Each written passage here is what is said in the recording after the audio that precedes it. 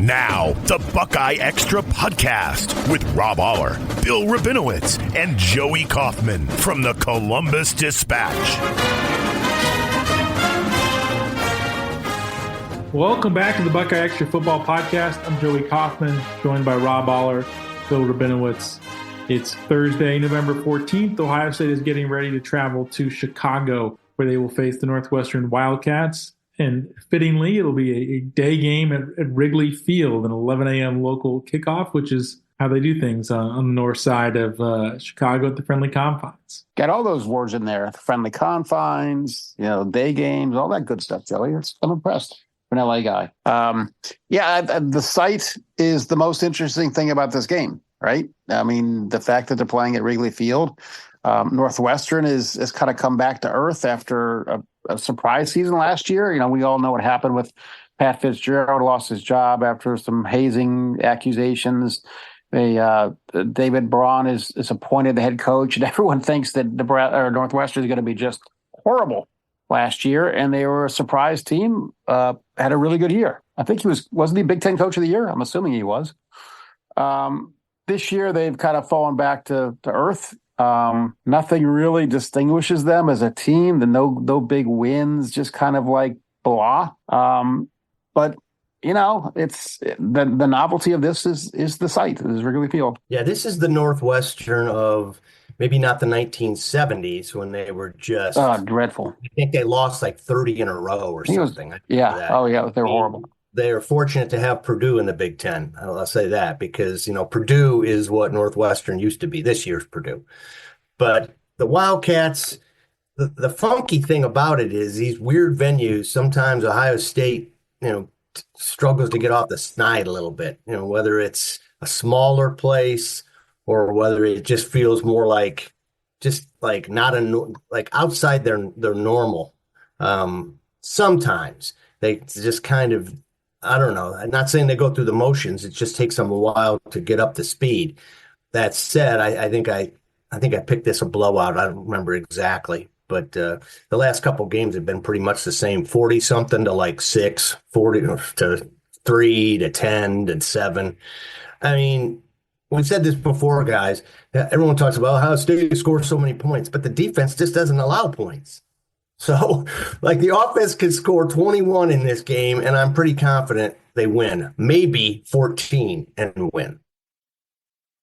Well, given that Ohio State hasn't given up a touchdown since the Nebraska game, and that was only one touchdown, that's a pretty safe bet. And I think it's also a safe bet that Ohio State will score more than 14 points and 21 points. So, I just don't see anything. The weather's not going to be crazy like it was 2 years ago when it was incredibly windy and you knew they couldn't throw, and throw out your playbook. But I just don't see anything about Northwestern that makes me, if you're an Ohio State fan, go, okay, we got to worry about this guy or that guy. Yeah, part of the intrigue is whether Ohio State can get another shutout, which they have not done in consecutive Big Ten games since 1996. So they're chasing history, I guess. You could sell up this game that way, but it's a real possibility because Northwestern is 120th nationally in scoring offense. That's out of 134 FBS teams. So it takes two to dance to have a shutout. Ohio State's defense is good enough to shut a team out. And I think Northwestern's offense might be bad enough to be shut out. How's their kicker? That's often that was a big reason why they shut out Purdue. I know. That's why I'm bringing it up. It can't be any worse than the Purdue guy. Well, no, it can't be. He missed an extra point, essentially. He's 7 of 10 this year. Jack Olson. He's money. So that'll Jack Olson could, if you are a gambling person and then wants to pick him to shut out or something like that, you're might be riding on him. I will say this: I looked at the field goal from inside 30, so that's not an encouraging sign for the Wildcats. Enough about the Wildcats. Let's talk Wrigley. I did look at the layout, and all I will say is that if you happen to be, at the wrong side of the 50, if you are in the bleachers, bring your binoculars because it's a pretty good distance between the field and where you'll be sitting which would normally be in a baseball game, Cubs game, outfield, left center. There's a lot of green space. I mean, not a ton, but there's green space between the field and where you'll be sitting. The big money people will be on the other side, down the first base line, and they'll have a pretty good view, pretty close, very, especially the lower deck, man. It's like you'll be right there. What about where's the press box? Well, the press box is obviously behind home plate, right? Press box would be, I think, like angled, goal line, maybe. I think. Okay. Well, it basically goes left, third base dugout, which they removed the dugouts to be able to fit the field. Third base dugout out to the right field fence. Okay. All right. There's a picture online. It's pretty cool. Okay. Yeah, one end zone's one end zone is right up against like the home run fence. Yeah. Right. And the other's third. The goalpost is like might as well be like the foul line, except in fair territory. It's just it's pretty cool. It is interesting that Northwestern decided to move the game to Wrigley. They played most of their games in a smaller, temporary, on-campus stadium. Right. And they wanted to have a larger capacity for this game. I think that's only 15,000 is the temporary one, something like that. It's something like that. I think it's a shade below 20,000. But they're going to double the size. But I bet a lot. I mean, I'm sure tens of thousands of those seats are going to be Ohio State fans. Oh, I fully expect there to be more Ohio State fans than the Northwestern fans. Fully expect that. Does Northwestern get a cut of those tickets? Yeah. Yeah. I mean, more. So yeah, the more the merrier. More money for Northwestern, regardless, right? Whether they're wearing purple or scarlet, it's green for Northwestern. Yeah, that's good. Yeah. Yeah. And I would just say to the fans there, the parking around Wrigley Field is sparse. So take the L. If you're going to the game, there's an L stop right at Wrigley Field. Madison. It's right there. There's absolutely no reason to drive. I can't imagine there are going to be many parking spots available anywhere near that. It's a pain for baseball. They do have lots. They do, but I'm sure it'll be really expensive. And the L takes you right there. Bill, aren't you driving? I'm not driving. Okay. Nope, taking the L. Usually you're one to drive on these trips. Well, wait a minute. What are you're not taking the L from Columbus? I mean, where are you going to fly? I'm flying to Chicago. Oh, you are flying in. Okay. Yeah. So is Joey. All right. Where are you going into Midway? I'm going Midway, take the L train to downtown and stay in downtown. And then Saturday morning, take the L to Wrigley. It's like from downtown, I'm guessing it's maybe 20 minutes on the L. Yeah. It's just shorter L ride than when the games have been in Evanston, obviously. Yeah. I mean, Evanston's the first suburb north of the city limits in Chicago. And, I say this as a very, very proud Northwestern graduate. I'm an alum, Right. But I actually lived in Chicago when I went to Northwestern eons ago. So, the Wrigley area is a nice area. It's a fun area. I'm sure it'll be hopping on Saturday. The weather's supposed to be decent in the 50s, which this time of year in Chicago is better than you really should expect. Yeah, so it's t-shirt and shorts weather for it could be a lot worse. And the Windy City is truly the Windy City. So the fact it's supposed to be 10 to 15 degree mile per hour winds is a good thing. That's it will be hot. Miles per hour less than it was 2 years ago.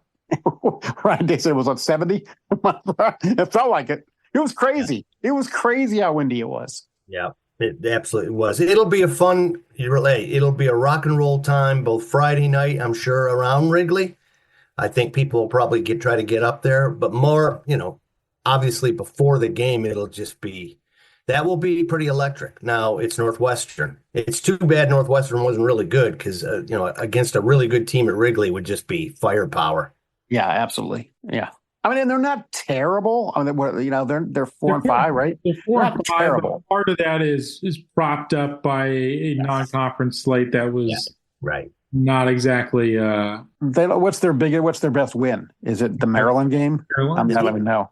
But two of the wins are over Eastern Illinois, an FCS school, in Miami, Ohio. Then they have wins over Maryland and Purdue. And spoiler alert, everybody has a win over Purdue in the Big Ten.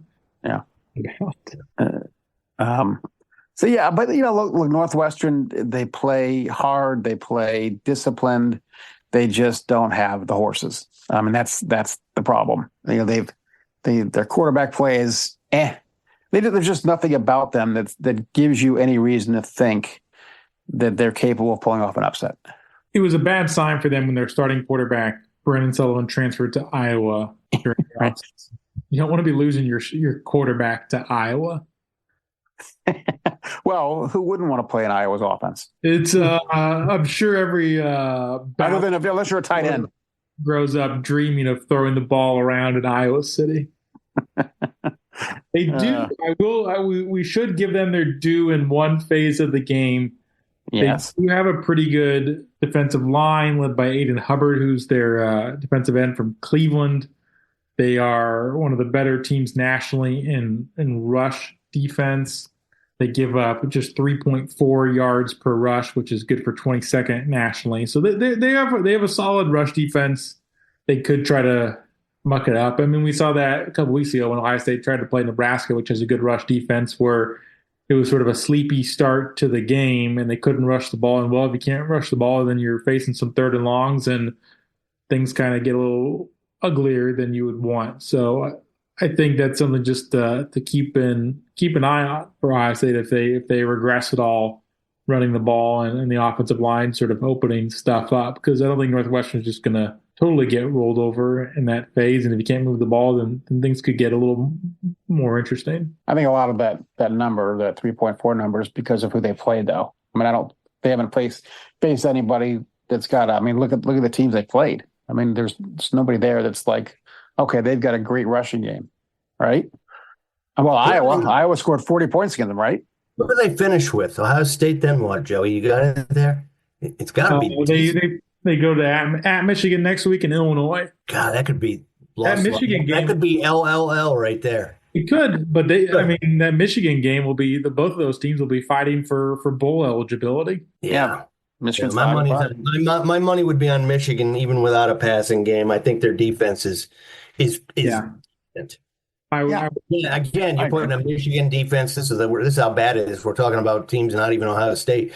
Michigan's defense against Northwestern's offense. Oh, no, thank you. Thinking about that Northwestern Michigan game, if you're an Ohio State fan, you would probably want Michigan to have clinched bowl eligibility before they come to Columbus. Like, do you want them? I mean, there's obviously going to be the incentive to them to play spoiler to Ohio State and all the pride and implications of winning in the rivalry and winning the 4 straight. But here's a question. Here's a question. 5-6 team, like, you don't necessarily want them to be also trying to be 6-6 and go to a bowl game. You might rather them be 6-5 to, I guess, like less. This would be a good story to pursue for someone other than me. How much do guys want to play in bowl games anymore? That was what I was going to say. If Michigan needs to get to 6-6, I'm sure there's still, it's a bowl game. It's fun. I know, but like bowls and just in general, if they're not the playoff, are like wah. And does that trickle down into sort of the mindset of players? And it's like, well, it's been a long season. I don't really want to play in a bowl anyhow. And especially the better players would sit out. So I just don't know how the incentive, for the program, you get money, right? Didn't the program get money? It depends on the bowl. Sometimes you lose money on the bowl. No, that's true. But I just don't know if a bowl game, I would say this. I feel safe in saying that a bowl game, the incentive to play in a bowl game is less than it was 25 years ago. No question. If Michigan is 5-6 going into the Ohio State game, there will be some of those players that are be like, I mean, they're going to want to beat Ohio State. Don't get me wrong. Of course, they want to beat Ohio State badly. But I don't think any of them are going to be thinking, gosh, I want to win that game so we can go to the Motor City Bowl. I mean, a 6-6 Michigan team is going to go to a very low-level bowl game. And given that Michigan won the national championship last year, that kind of game, I don't even know what it would be, the Sun Bowl or, I mean, whatever equivalent of that will have no appeal to them. I don't think that's any incentive. The incentive is to beat Ohio State. I would say it might have some appeal to like third string, guys who they get to play. But the players, the starters, I'm not saying they don't or that all don't want to play in it, but anyhow, this was just to Joey's point of like, do you want Michigan to be bowl eligible or not? I would say I don't think it's a big. You say it's a moot point. I say I'll tell you, miss a bowl game would be, I think, probably just an embarrassment. I think you're just trying to save face. Right. I will say this: the coaches would want to play in a bowl game because it gives them the 15 practices. Sure. That's what they care about. It's not the bowl game; they don't care about the bowl game, but they care about getting the 15 practices in. Well, ask Ryan Day if we after Missouri, that was just a stain. It was like they'd have been better off not playing in that thing, other than getting those 15 days. I mean, yeah, that's what matters. People don't remember anything except how bad that was. Well, of course. I mean, but I think that game was pretty much forgotten as soon as it was played, the Missouri game, other than leaving a bad taste in the mouth. But it was not like, okay, that's really our team. I mean, look, Ohio State's team last year wasn't with Lincoln Kienholz as quarterback. So I don't think people thought that's reflective of who Ohio State was. I mean, the offensive line, yes, but I think they thought it might be somewhat reflective of who the coach is. Well, I mean, I can't answer that, but a little bit. Well, I mean, that was the fallout from it. More than, everyone knew that the backups and it wasn't the quarterback. But what did you hear? Quarterbacks weren't ready. They weren't prepared. It fell on the coaching. It was in some ways the bowl game last year for Ohio State was a failure of concept, where the fact that they were so unprepared for that game and just looked at a place on offense, I think really just cemented the idea that they had to increase the experience on the coaching side on that side of the ball. It sort of removed any doubt that they were going to make staff changes. Yeah, I think that's true. And it may have been the best thing that happened. And you couldn't go on with what they had on the staff. You had to hire an offensive coordinator, quarterback's coach who was qualified for the job. I mean, you had to do that. And I think the Missouri game was the final proof of that. Yeah, because if they win that game, then your only loss is the Michigan game, and you can talk about all offseason that you were one throw away or one play away, and you still were from making the playoff. But then you're saddled with two losses in a non-competitive game. And let's face it was Missouri. Just the name on the jersey hurt them. If that had been Alabama or but Missouri's like, huh? Even though it was a pretty good Missouri team, I thought it was a good Missouri team. I thought Missouri was pretty decent. They were good. I mean, I don't think a full strength Ohio State team loses to them, but they beat them when they had a good chance to beat them, right? I mean, if you're Missouri, that's the time to play them when Ohio State's in a bowl game and there's really no incentive and doesn't really want to be there, and then the quarterback gets hurt. So does Ohio State beat Northwestern if they played like they did against Missouri? There's the question. That's how we get it back to this. The answer is, well, I had to reel it back in. Good. I'm glad you did. The wind was blowing sideways. It's blowing all over the place on this. Yeah, there you go. Yep, they stacked the box. You can't throw the ball. Northwestern, blocks a punt, something. There you go. That's how it plays out if you are Northwestern in your dreams. Well, remember, Lincoln Kienholz is now the fourth string quarterback at Ohio State. Right. Maybe he'll be Northwestern's next quarterback. Well, how about this? So brought up fourth string quarterback. How about let's talk about the backup quarterback for Ohio State.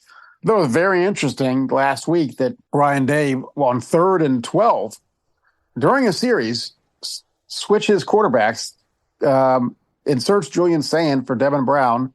Julian Sand runs for a first down, scramble runs for a first down, and then plays the rest of the game, I think. Mm-hmm. What happens if Ohio State has to turn to a backup? If Will Howard, obviously don't hope he doesn't get hurt, but if he gets hurt, who's the guy? I mean, he said Devin Brown is our backup quarterback, but this competition is ongoing. My sense of it, look, Devin Brown has not led this team to touchdowns consistently. I can't remember when he has it all. Okay. But when the backups come in, it's not on Devin Brown. Obviously, it's the whole backup unit. They haven't, marched up and down the field. And I wonder whether Ryan Day is looking ahead at the future and saying, okay, Julian Sand might be the guy next year. Not saying he is, but if I were a betting man, let's get him some more work. I don't know. What do you think? This is kind of the last chance we're going to see maybe. Right. Chance to really see those backup quarterbacks and read tea leaves and just get any sort of a glimpse of those two guys, because you would think next week is Indiana and that'll be a competitive, close game. You have two top 5 teams and all that. Then you have the Michigan game, and then you have conference title game and Right. the postseason format, presumably playoff goes from there. So in terms of a situation where you're playing backups, those are dwindling fast. This might be it. So this will be kind of the last chance maybe to take stock of those two guys, at least for let's this year. look at it. Look at it. That's a good point. Look at it from the other side. What do those guys do? Like, Julian Sands sticking around, you would think that'd be a stunner. Right. What's Devin Brown do? And then what Devin Brown does may depend on what Kienholz does. Because, you go into next season, if Julian Sands is the starter, like if Brown transfers, Kienholz would be the backup, presumably. Right. But does he leave? And if he leaves and you've got Air Nolan, Air Nolan with zero experience, he's your backup. You could have a situation, doubtful, could have a situation where it's Julian Sands and nobody. They'll have Sinclair. Yeah, Tavian Sinclair. Oh, So, yeah. Well, yeah, but again, a true freshman is never Right. even, come on. Right. No, look, this year you have an embarrassment of riches, right? Nobody in the country has 5 quarterbacks like Ohio State does in one room. Nobody does. I can't imagine. I haven't gone through the rosters, but I just can't imagine. Well, I don't know how good 3 of them are, but but you've still got all of them are bona fide, blue chip prospects at least. Next year you'll have one that you know about. After that, right. I don't know. Devin Brown stuck around thinking he would compete for the job. And, it probably took everything he had to, be the backup last year to Cal Ford. It went to the wire. And then this year they bring in a guy and he's still a backup who gets very little time. I know he said he's here for the long haul. Maybe at that point you just say, you know what, I'm not playing in the NFL. I'll get my degree, blah, blah, blah. I'm sticking it out. Can I keep my word? Or he could easily leave because it just feeling whether he never got a fair shake or just he needs some time, he needs some film, and then so I would imagine that Kienholz and Brown will be having some discussions with each other over the coming months. And Aaron Nolan in there too. And Aaron Nolan, so that they know, okay, are you coming? Are you going? What are you doing? Because it really impacts me. Oh, I'm sure. The difference is that Devin Brown's running out of time. Right. Kienholz has still got some time. And if Kienholz, we don't know what's going on in practice, right? We don't see practice. So if Kienholz is playing well in practice, is mainly the scout team guy, then maybe there's hope that he can play significantly. But he's clearly the 4th guy right now. Right. He's 4th. Right. Yeah. Anyhow, this is the year they need to get it done. Is what we're saying. There's, in so many ways. Look, you look at this roster, and they're going to lose. And here's the other thing to think about. With the transfer portal, there's no guarantee that any of these guys are coming back. Caleb Downs could end up going to wherever. Jeremiah Smith. You don't think Miami is going to make a push in the offseason to say to Jeremiah Smith, hey, our program's back on track. Come on home. Here's the money. Here's $2 million. Right. I'm not saying that's going to happen. I'm just saying that's an issue that Ohio State, like all teams, has to do. They have to re-recruit their players every year. Yeah, especially because you're Jeremiah Smith. You've got tape. It's not like you need to prove anything. Right. You have a great year. You can go closer to home. You can go wherever the money is. You can go where the best quarterback is. Let's face it. You're Jeremiah Smith, and you got Julian saying, do you believe in him? I just don't know. Again, I would be surprised. I think we're beyond being shocked in anything anymore. But I'd be surprised if Jeremiah Smith, left. But I would be too. To your point. It's a higher percentage than it was a year or two ago. It's zero. It's higher than a 0, right? Plausible now because there's no one-time transfer exception. Right. No limit to how many times you can transfer. Right. This team. Everybody in college football is on a 1-year deal. That's exactly right. And so this year's Ohio State team, which is, obviously loaded roster. You think about first of all, they lose a ton of seniors that don't have an option of coming back.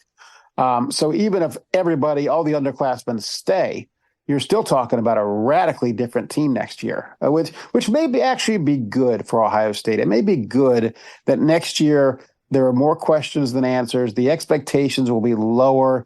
They can just play and not feel burdened by the expectations. There are always going to be high expectations at Ohio State, but next year nobody's going to be talking about they have to win a national championship with this team. It's just not realistic. I mean, could they do it? Sure. I mean, they could do it. It's a two-way street, though. They get That's right. The portal too. Like, how do Of course they can. Ohio State's not going to be Michigan next year. I'm not going to fall apart like Michigan did. I think the foundation's too strong, and I think the roster's too. I mean, it's not going to be like that. But I guess Bill's confident in those bricks they put off to the side of the practice field. Let's put it this way: they could go out, and I might be surprised if they didn't go out and get a transfer quarterback. I think Julian's saying I think they like him a lot. So what if you like him a lot, man? You got to get insurance policy. But if you bring in Will Howard. First of all, I'm sure there's out there, but if you bring in a Will Howard, then Julian Sand may say, always out there. They might say, see ya. Maybe he does. Maybe he does, but no, I think they feel reasonably good about Sand and maybe Devin Brown with St. Clair developing. I think they feel good about that. I mean, look, we're a running back. You lose Henderson and Judkins. You got James Peoples, who looks to be, a very promising back. But, I mean, what else you got? You got, two freshmen this year, and you're bringing in two running backs next year. But you're not going to go with an entire running back group of two freshmen and two sophomores. I can't imagine. I don't know what they do, but I would not be shocked. I would not even be surprised if they bring in a transfer quarterback. I mean, you just gotta. I mean, you're putting. It depends on who leaves. It depends on Devin Brown says I'm out of here, and Lincoln Keel says I'm out of here. Then maybe. But I don't think they're gonna. I think that they feel like Julian's saying or Devin Brown is the quarterback of 2025. I think it all comes down to who's available, Bill. You get some guy out there who's a proven talent, has won games. I mean, basically a Will Howard type guy. Come on in, man. Well, this time last year, we would have never said Will Howard would be the quarterback at Ohio State this year, right? 12 months ago, 52 weeks ago. Exactly. No, you can't say anything with any certainty in college football. I'm just saying what I think in the moment right now. There's going to be a handful of decent quarterbacks available. Yeah. Well, it'll be fascinating, but the roster is going to be so much different next year. I mean, you lose so many players. I mean, what is it? Probably 16 guys. I mean, just off the top of my head, I'm just thinking 16 starters probably. Look how different it was last year. You had Kyle McCord throwing to Marvin Harrison Jr. and Cade Stover, and Mayan Williams was your running back. Or no, he was hurt at this point in this season. Like Down Hayden in your backfield, had that big game against Purdue in October. I mean, it changes. Yeah, I don't think it could be any. I mean, it's no more going to be different than what Joey just said. I mean, look at last year to this year. It's just a total change. But you're losing certain guys. Jack Sawyer's obviously gone, and JT Tuimoloau. I mean, those guys are gone. There's no question about that. I mean, look, last year at this time, we would have probably thought that Jack Sawyer and JT Tuimoloau and go down the list were not going to be Buckeyes this year, right? Travion Henderson. Did you think 1 year ago today that all those guys would have come back? That the only players they would have lost were Marvin Harrison Jr. and Mike Hall? That's it in terms of players who could have come back. Pretty amazing. Yeah, that's why you got to win it all this year. The pressure is immense. There's just the expectations are immense, and I think it's mostly self-imposed. They came back for this. Fans can put pressure on you, but look, they altered their lives for this. Yeah, got some nice pocket change too to go with it. But of course they did. And I'm glad they did. They've earned it. Any other final thoughts for this week at Northwestern? Yeah. We danced around Northwestern. Who's singing "Take Me Out to the Ball Game"? Harry Carey coming back? The ghost of Harry Carey? Bill Murray show up in the booth and sing. Oh, wouldn't that be cool? Between the third and fourth quarters. That'd be awesome. Wouldn't that be fun? That'd be great. Maybe you'll sing it, Rob. Yeah, maybe I will. If nobody, I'm waiting for the phone call. All right. Well, I don't know what Northwestern does at the end of the third quarter. I don't know what they'll do. So maybe they can insert something there. They ought to do it between the first and second while Northwestern fans are still there. So everybody, by the end of the third quarter, people might have cleared out and gone to the bars. Oh, yeah. Lots of good bars around Wrigley. Lots of bars. It's lots of bars. No shortage of bars. Well, Right. that was Rob Oller, Bill Rabinowitz. I'm Joey Kaufman. Thanks for joining us and listening to this episode of the podcast. We'll have more in the aftermath of the game at Northwestern, and previewing the stretch run ahead. It should be interesting next few weeks for the Buckeyes as they sort of close the chapter on the middle class of the Big Ten, and sort of the schedule kind of ramps up a little more. Thanks for joining us. Be sure and subscribe to the Buckeye Extra podcast in the iTunes Store, the Google Play Store, or on Stitcher.